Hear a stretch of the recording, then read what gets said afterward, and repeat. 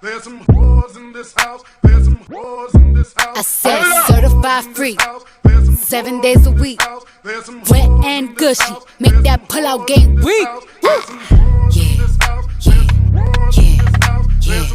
Yeah, you dealing with some wet and gushy.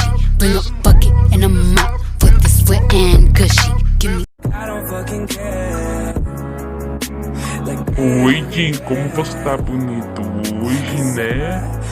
Fala logo o que tu quer, que eu sei que você quer alguma coisa, então fale logo, não tem dia todo não. Nossa, velho, só vim te elogiar e tu fala que eu quero alguma coisa. Eu te conheço, Jungkook, eu sei que tu quer alguma coisa, Jungkook. Gente, olha ali, gente. É um rato, um rato, socorro. Deus, socorro. Meu Deus, kkk, não é um rato não. Treta na vizinha, namorado.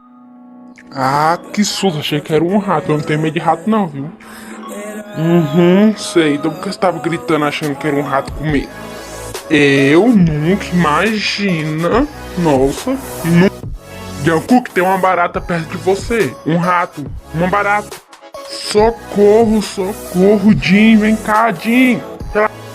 Eu tô aqui, embuste, cego. Tem uma barata aqui, Jim, um rato, sei lá. É mentira, seu otário medroso. Eu falei que tu tinha medo. Kim Tae-han, você vai ver. Ô Jim. Medroso, tem medo de mim, é? Tchau pra vocês dois, vou lhe usar uma fantasia. Alguém gostou da minha fantasia? Top de linha, né? Gostei, é top. Depois você me empresta? Não vou emprestar nada não, você rasga tudo, então não vou emprestar. Ó, prometo de dedinho que não vou estragar. Por favor, me empresta. Ok, vou emprestar, mas se tu estragar, tu vai morrer, menino. Epa, eu juro pra você que não vou estragar. Muito obrigado, obrigado de nada. Toma aqui, ó. Agora não estraga.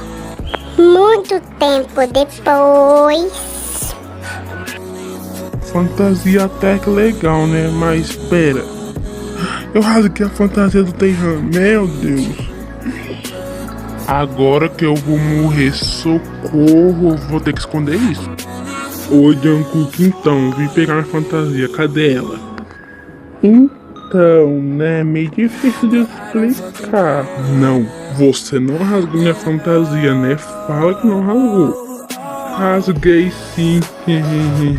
Desculpa. Se prepare pra morrer. Só agora você vai ver. Ai, agora meu filho. Adeus, menino cruel. Acabou.